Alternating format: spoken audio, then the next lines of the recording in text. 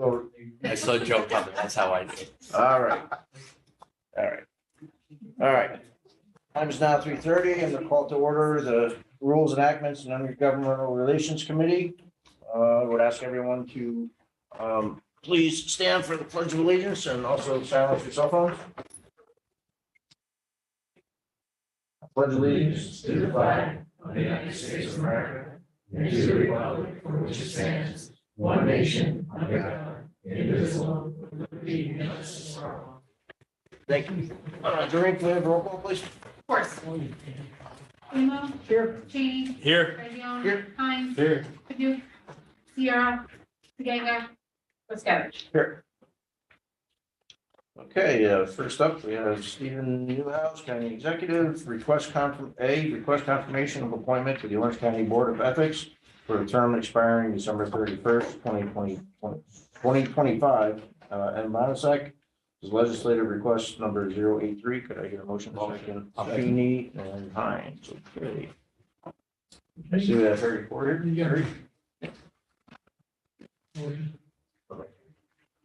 Okay, County Executive has appointed Melissa Vonasek to the County Board of Ethics, and we're here today to seek your confirmation of that appointment. You have, everybody knows Melissa, has attached a resume. If there's any questions, I'll be glad to answer them. Any questions? Hearing none, call question, all in favor, aye? Aye. Any opposed? Okay, motion carries. Thank you. Thank you.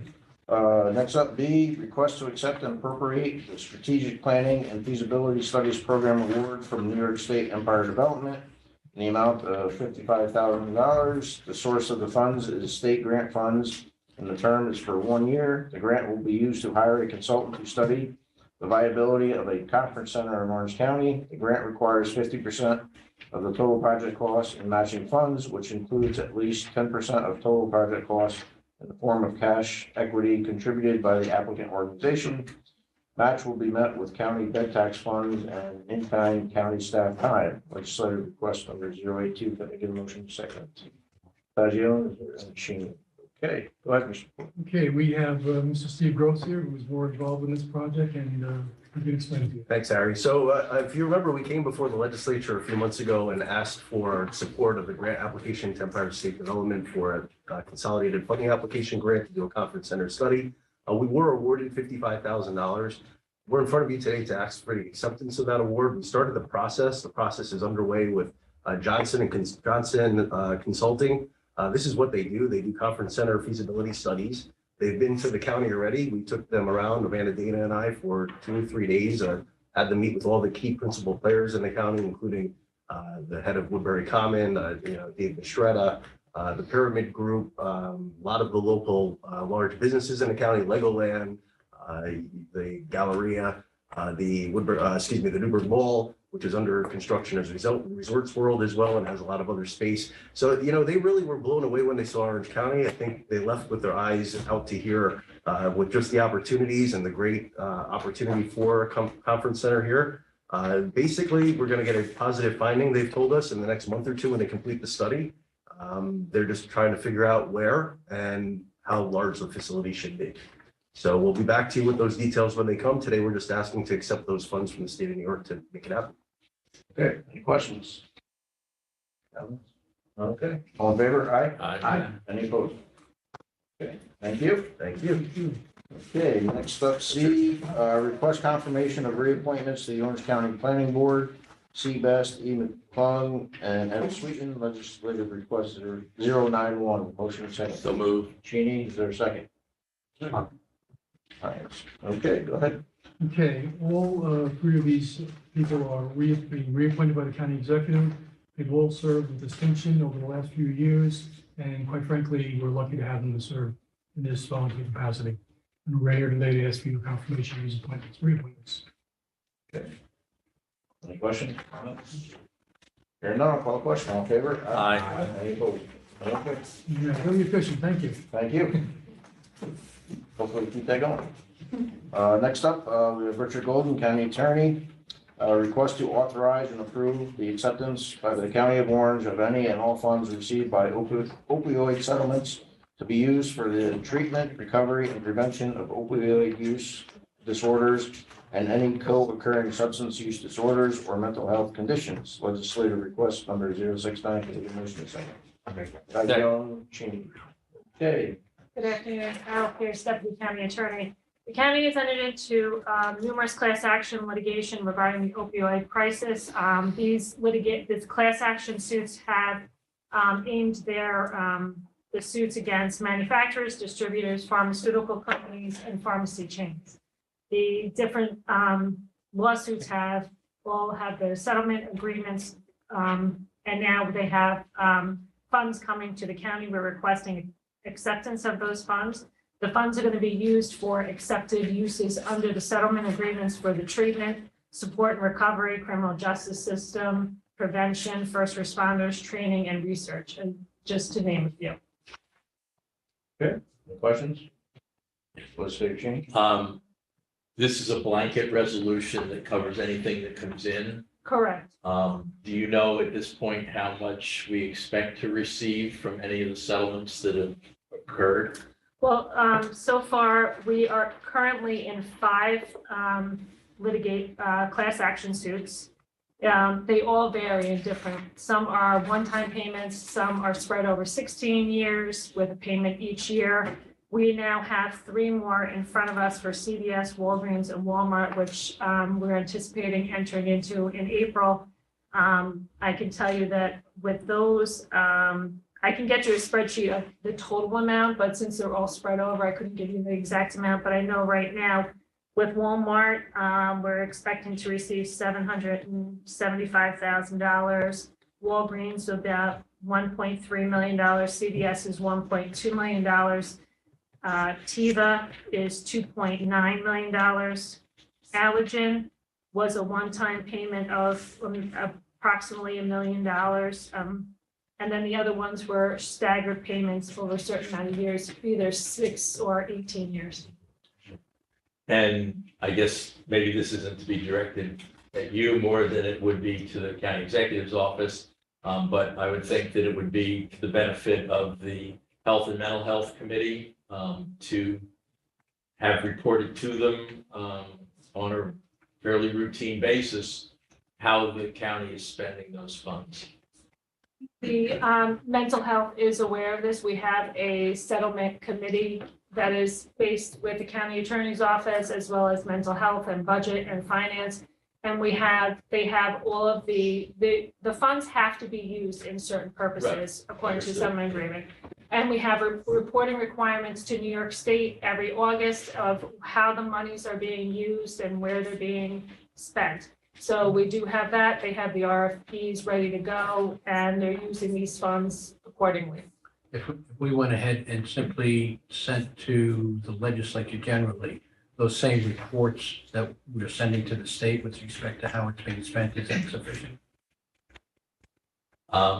I think that at least that's sufficient. I think that it would behoove us to have some discussion, during the process to just understand what the options are and why certain avenues were selected.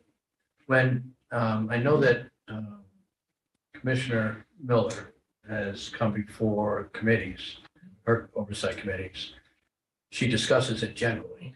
And so they can ask more specifics about that because she's on the committee that Carol referenced. Right. So she knows exactly what's going on with the committee. Okay. So just give us So, direction as to what yes. you want and we'll do it. I guess we can give Commissioner Miller direction as to how we'd like her to report on this in her monthly reports, which are usually very thorough. Yes, yeah. The only thing I wanted to add, which is why I came up here, is you said it's a blanket resolution, and to a degree it is. But there are certain words that are always important, and one such word is such, or similar. So this is a blanket approval with respect to similar types of settlements. So it's not just blanket no matter what. It would have to be something similar to all of these that have gone before dealing with class action settlements of these opioid litigations. It's just rather than coming back each time. And it's not so much the problem of coming back each time. What it is, and Carol can speak to this even more specifically if you want.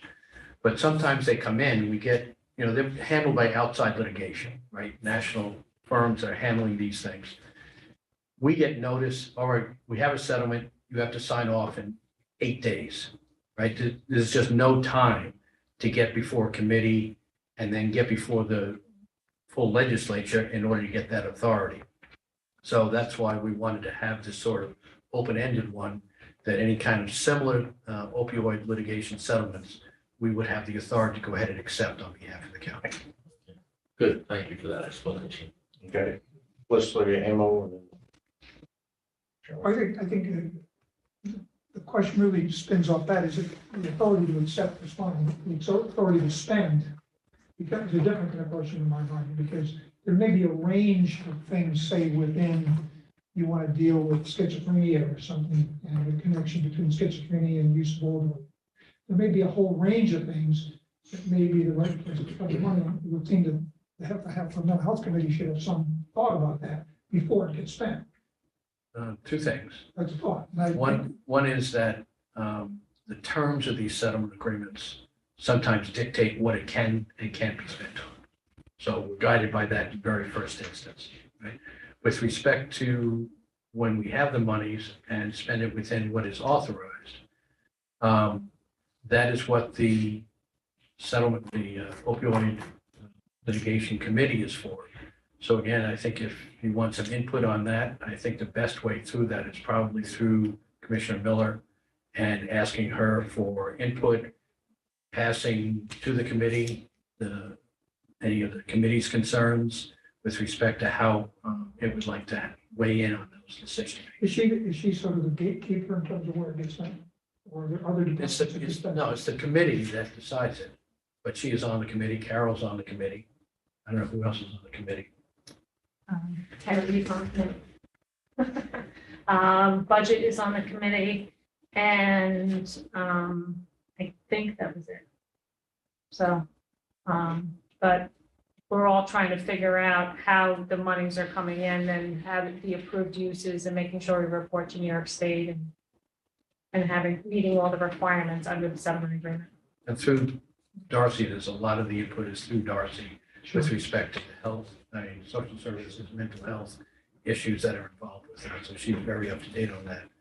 But again, if the legislature or the committees want, certain things to be considered by the committee, then I think probably the best way, most efficient way is to let Commissioner Miller know, and she can bring it to the committee.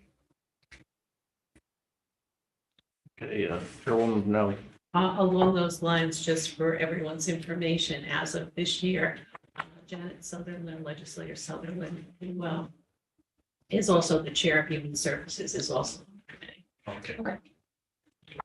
So we do have. I was gonna make that suggestion, if one doesn't exist at a legislature, we had it, but As of this year, Janet is on there. We used to have our own, but they had a different mission. So instead of continuing with that, I had spoken to the county executive, and we agreed that Legislator Sutherland would be a great asset to that committee. So that keeps us connected and informed. That's good. Thank you. do any of these settlement agreements allow for subsidizing the cost of, say, mental health beds and things like that? Well, the list is quite expansive. It doesn't really specifically say that. I think you'd have to really look into whether or not it would fall under a different category. They're very broad-based categories with treatment and prevention. Is there a specific, when you're talking about Well, it always beds? seems like there's not enough beds when it comes to these type of treatment programs in the county. That's what we hear from Darcy on a pretty regular basis. So if we used to subsidize some other agency within the county to expand a program or add more beds or something like that, I just don't know if that's an option. It seems like it would fall under there, but I'd have to definitely check the settlement agreement as to that specific question. But I can There's get so back to much, you. there's only so much, I think, education and pamphlets you can hand out. At some point, I think treatment is more important than that, because I think we do a pretty good job of advertising that, what the problem is and that people should avoid it. Now, is there any of it geared toward law enforcement? Yes. There's, so the categories would be treatment, law enforcement. Can you give us some other examples of what you're seeing? There's actually it's about a 13-page approved uses. There are about 106 different items plus subsets, and there is law enforcement in particular. You want us to If you send want, I this to can. the I committee? can I don't know if provide it's public, that's why I'm just asking for It actually categories is. rather than It is, details. it is a public document. I can provide Yeah, this to These you. these are settlements that have been approved by the court, so it's all public. Yeah, if we could see that, that'd be helpful. Absolutely. And then the future monies you were talking about, will that appear in our budget then, much like the tobacco money every year? So the reason I got the lucky winner to be on the committee is basically it's in the restricted fund balance. Right. So that money will roll, and as we get that money, it'll continue to go into that same pot. So currently, right now, year to date, last night, we received an additional payment. We have $3.1 million. That's in a restricted fund balance account that can only be used for this. And is there a time frame when you have to spend it by, or is that? No, I don't think there's any restriction on time. The only restrictions are that every August, we have to report to New York State what we spent the money on, how we spent the money, and that in particular, it was used for these approved uses. So we have to do reporting. Is any of it done as an annuity in perpetuity, much like the tobacco one? I mean, that there's continuation In other of words, the they- money's coming in? Yeah. No, the money's coming in are, as Carol said before, there's one that was a lump sum. There's others that are over a few years, there's others that are over 16 years.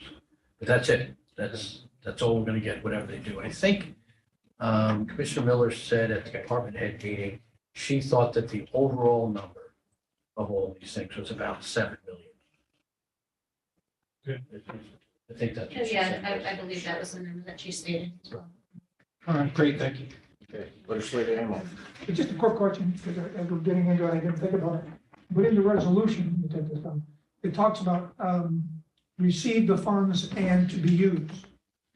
And so does that, when a payment is made for one of the things on your list, does it have to come before the legislature to approve appropriation of funds? No.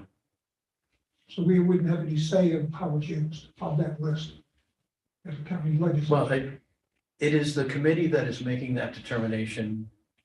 The money is essentially received, and you're receiving this money unless you don't want to receive these monies. And typical of other grant monies, they're received, authorized by the legislature, received by the county, and then it's up to the executive branch to distribute the grant monies. This is along the same lines. And so this committee was done to go ahead and do it. And I am also happy that there's a legislator on this committee. But it's the committee that, on behalf of the executive branch, will be making those decisions as to how to do that. It'll be documented, obviously, through the various departments and through the finance department. It's restricted in those relevant uses by law because once they come in to finance with that restriction on it, finance can only spend it for those issues.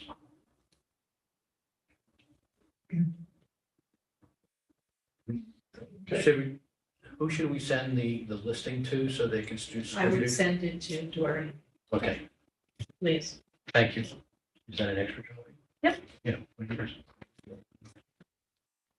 All right, any further questions? Seeing none, I'll call the question. All in favor? Aye. Aye. Any opposed? Okay, thank you. Thank you. Thanks, Trevor. Yep.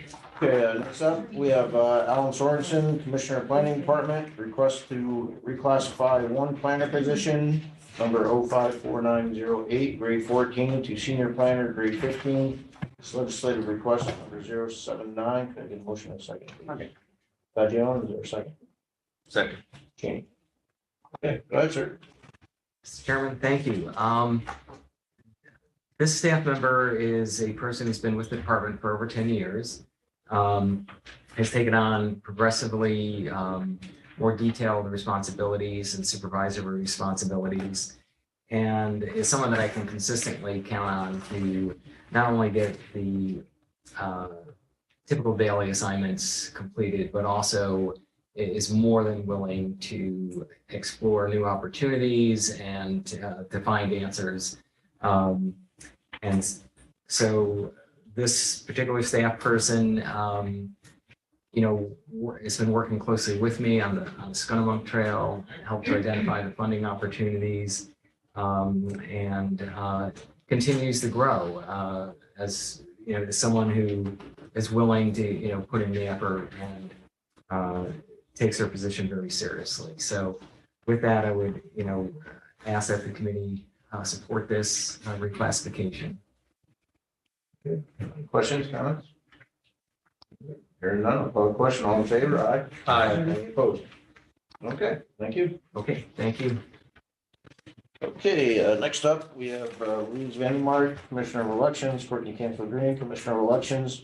A, request to create 2 election warehouse coordinators, grade 14 positions, legislative request number 087. Can I get a motion and second, please? I make that motion. Jim, is there a second? Second. Jamie. Okay. The floor is yours, ladies. Good afternoon. We brought party favors for you tonight, voter registration forms for you all, register more voters. Today we are here asking you to support our, we were here in October 2022. We put the proposed positions in our budget for the warehouse coordinators. We're working with the HR department to make that come to fruition. So here we are today, asking you to support that. Questions? Legislator Cheney. Just for clarification, how are these functions being performed currently? By many different people. We're all taking part of it. Me and Courtney are back in the warehouse working during election time, preparing machines, helping to pack. We have our per diem part-timers back there packing supplies. We have to call in people to help out. We also have 2 vendors that we use to help our deputies go back there and help. We're pulling off of other jobs in order to get this job done. I mean, after the regular day, we personally have stayed till 9, 10 o'clock at night. We have come in on Saturdays to perform these jobs to make sure all the machines were ready and lined up for the routes to go out. I'm gonna be 70. I'm a little tired to be working, 30, 40 days in a row, 8 to 10 hour and 12-hour days. I'm gonna be honest with you. I mean, it's a lot. We need help desperately. Election days were election days before, now they're election weeks. So it takes a month more to do one election.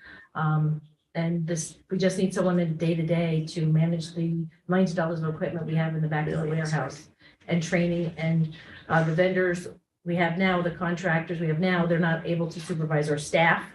So those folks would be managing the staff that come in daily to do that. We can't ask our vendors to do that. The vendors also we have now cannot work full-time or not even available to work full-time. And we just need continuity back with our election equipment. Thank you. Other questions?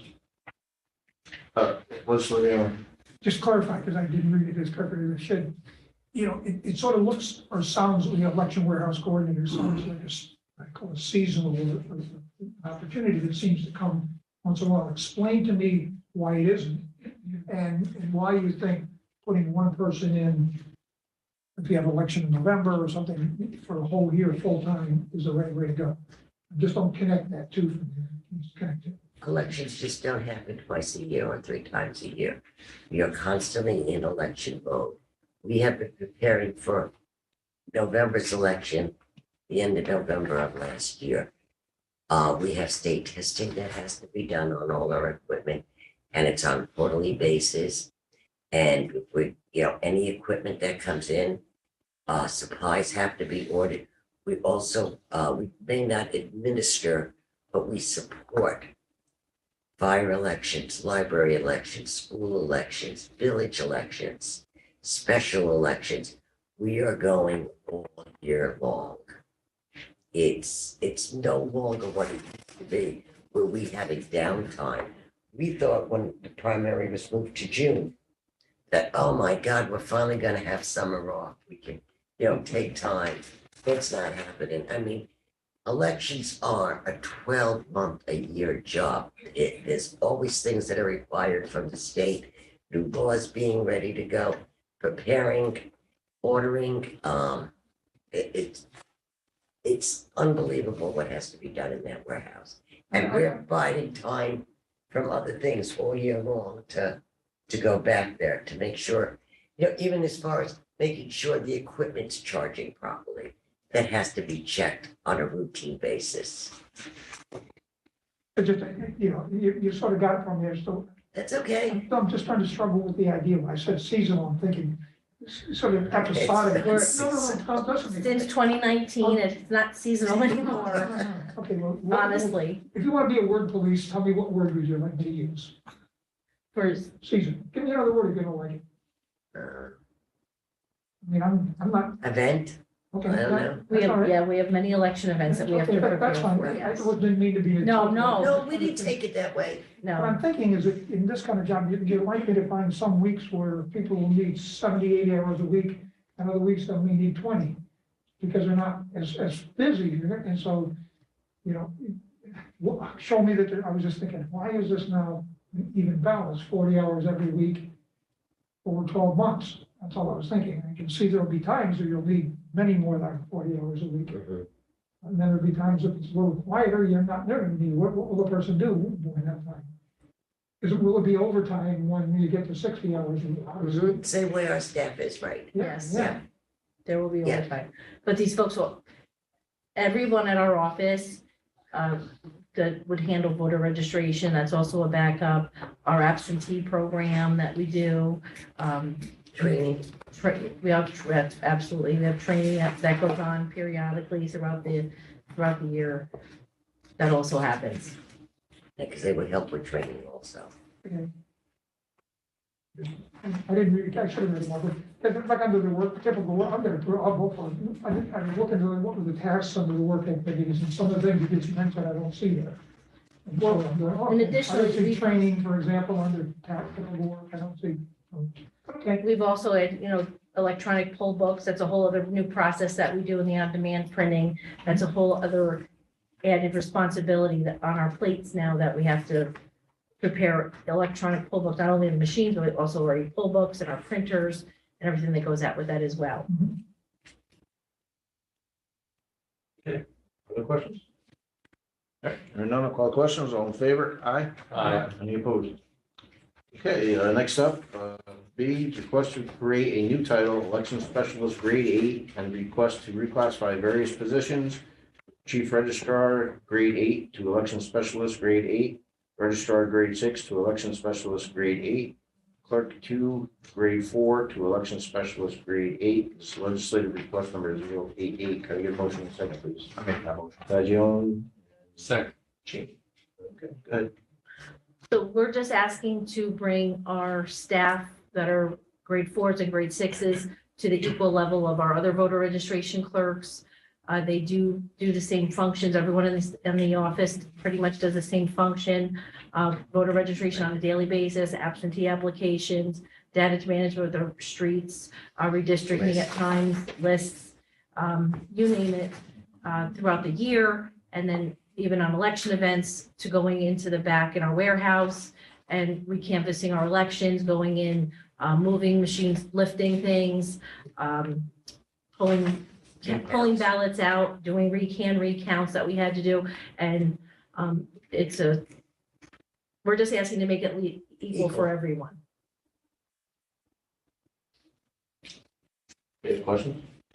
Legislator Cheney? So will there still be clerk positions that would be filled? So this would be the lowest level of position that Yes. you would have. So someone with no experience would be coming in as a Any grade person, 8 at, I don't know what's the, I don't recall what the grade is for that.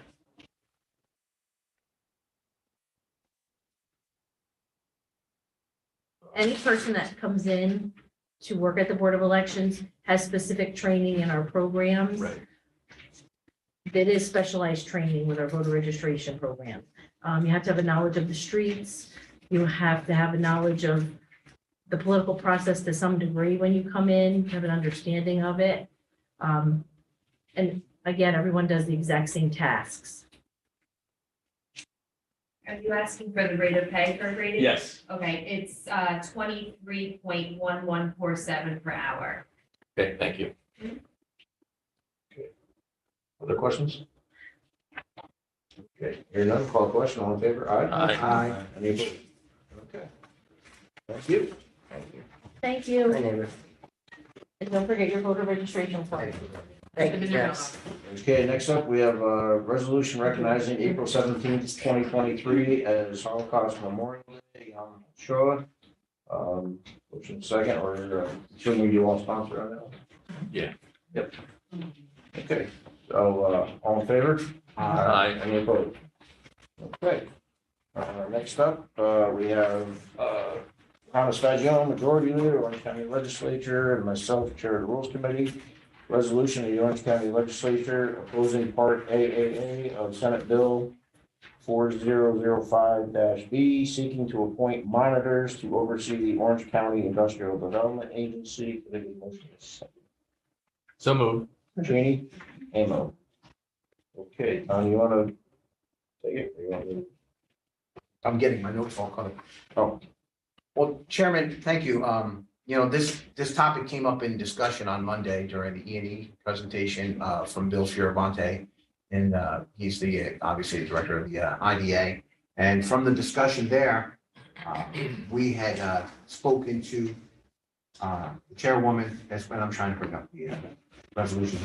And through our legal counsel, we came up with this resolution. The governor has her own budget plan, which is to be voted on in early April 1. In addition to that, there have been things that have been discussed up in Albany, including this right here, which is, I'm sorry, I'm at the wrong one here. Here we go.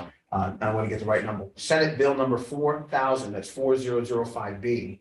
And there is a goal up in Albany to have monitors appointed to oversee the Orange County Industrial Development Agency. And as the resolution states here, that type of work, I mean, our IDA, the board that we have now of citizen volunteers is doing a great job. It was discussed Monday, how these people have come to the table and worked so hard. And whatever has been in the past is in the past. And we just want to make it known that this type of overreach by the state government is something that's not necessary for the economic development, especially here in Orange County, when our IDA already reports to the ABO and reports through the parish reporting in Albany. So, And this monitor would be part of the ABO, so it'd be. not only that, this monitor, from the understanding of the law as written, would have the right to overrule and veto before it's even discussed any projects that were for consideration through the IDA. So this is just the type of overreach that Albany government wants to impose across the state, and it's not necessary, especially here in Orange County. So is this just directed at Orange County, or is it all IDAs throughout the state? No, it's directed right specifically towards Orange County. Why, if it's good for us, isn't it good for everybody else? That's a good question. I think that the question should be asked in Albany, and I agree with you. This is to be imposed. This will is to be imposed on us only. And the last time I checked, there are 62 counties in New York State. But yeah, obviously we represent Orange County, and the monitors are are to be implemented here in Orange County, and it's not something that's necessary. And so I would ask that you guys all here at the committee would consider this and vote for this. And in addition to that, I would seek that our whole legislative body will meet and vote for this unanimously. Any other questions or comments?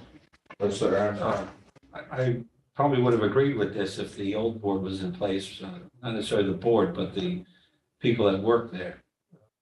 But now we have a whole new board and all new employees, so I think district attorney had his way with the people that did what they did, but I don't think it's necessary now that we have a new board under a new direction. I think we have a very good staff there.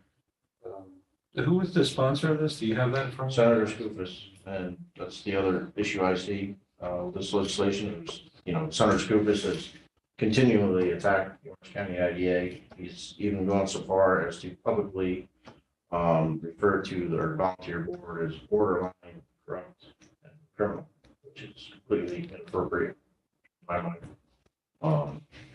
So I think this is somewhat politically driven, which is another reason we should oppose it. Yeah, these are citizen volunteers who have been vetted not only through the legislature, but have also filled out ethics forms. And so they, I mean, the members that we have on the board now, these people are good citizens who are coming and doing good work for the county.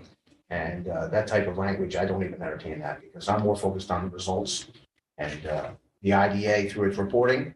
Any questions that have been asked have been answered. And I think that this resolution here shows our support for those people involved on our board. And this type of oversight is exactly what's wrong with all of it. Mr. Rima? Yeah, thank you. Is there an assembly bill for this, or is this a standalone Senate bill? As far as I understand it, this is a standalone Senate bill. Nobody has carried this in the assembly. Am I correct, Betsy, on that? There's nothing, there's no equivalent in the assembly No proposal companion. that I have seen. I didn't. This is totally the Senate budget. It proposal. is, it's part of the Senate budget proposal. Correct. So it's not a standalone. No. It's something that's amongst 80 other or 180 other things that they're trying to get through as law by enacting them with the budget. Included billions of dollars in more spending. I briefly, I think NISAC put out a review of the one house budget. That comes out of it. Was it in there? Is anything else? It's in the Senate. It's in there. I didn't know that. Okay, so you're right, it's certainly, it's gonna go up or down, you gotta put the one house budget in this. Okay. Chairwoman Benelli. Just on a final note, I just want to take the opportunity, this obviously came from the E&E meeting that was held on Monday. And the committee members there were pretty outraged that after hearing Bill Fioravante, who is the director that works with these board members for the IDA, gave his report, gave an updated report as he does every single month. He's been very transparent with all of us. He has worked very closely with that. And his sentiments were carried from his board to our E&E committee that they are very concerned with being attacked the way they're being attacked. And this was the sentiment of those members on the E&E committee to show some type of support for the Orange County IDA.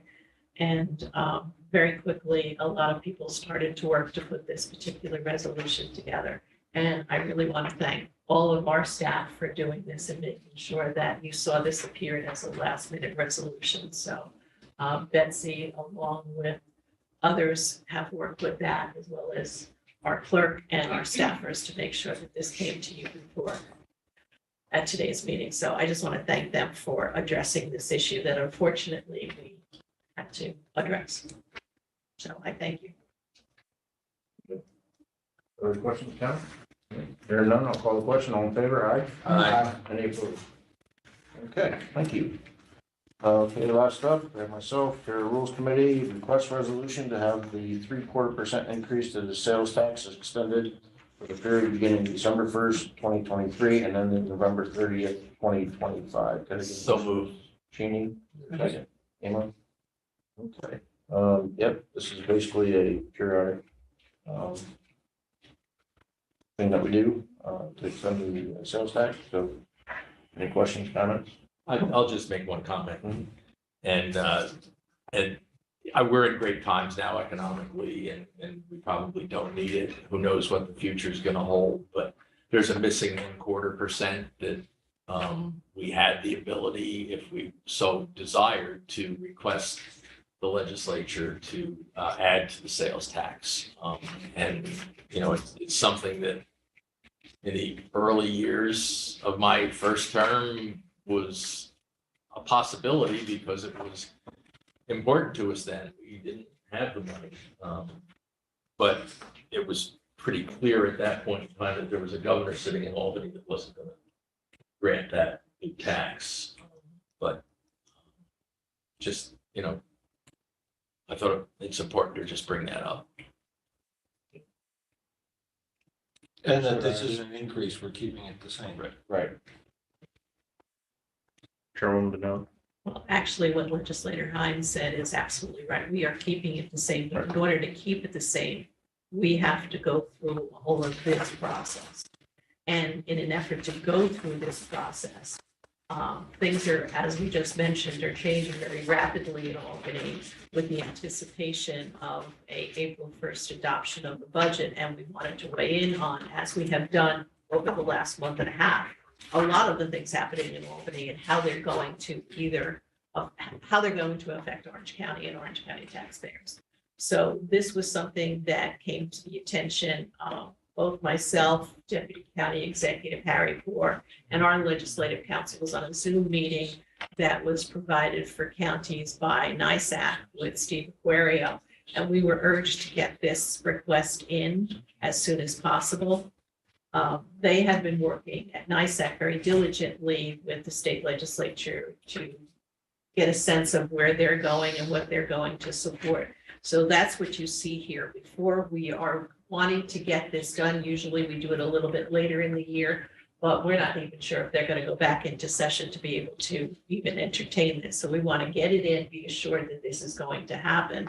And so here again, I appreciate law department as well as our office, and everybody was hands on deck trying to get this to you this afternoon. So I appreciate you entertaining this and pass this so that we can put to rest that we're in there and we're ready to go for whatever requests they will need. I think we've met all the requirements.